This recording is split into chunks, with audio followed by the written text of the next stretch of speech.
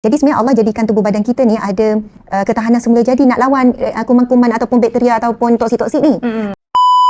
Bila doktor sebut free radical tu jangan faham radikal percuma.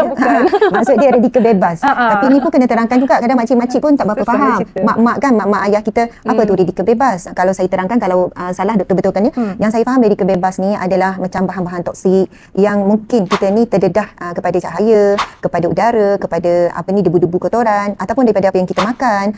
Contohlah termasuk kan air dalam plastik lepas tu dibiarkan panas. Adalah radikal bebas yang berlaku lepas tu masuk dalam badan.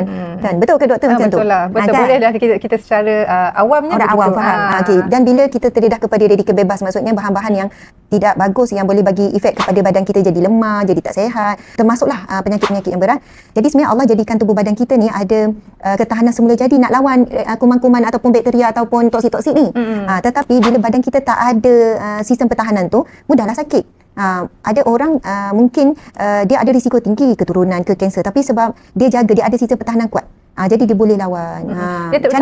Terutamanya sekarang ni kita tengok asap rokok pun merata-rata. Betul. Itu pun memberi kepada satu stres lah kepada badan kita. Jadi stres tersebut tu, yang boleh menyebabkan badan kita ni mudah sakit. Itu dia boleh menyebabkan kita cakap radikal bebas tadi. Selain daripada tu, dengan dunia yang sibuk kan, jadi makan fast food mungkin 2 hari sekali.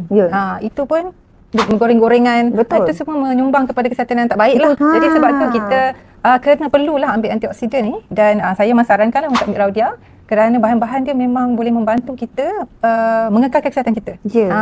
Masya Allah. Okey.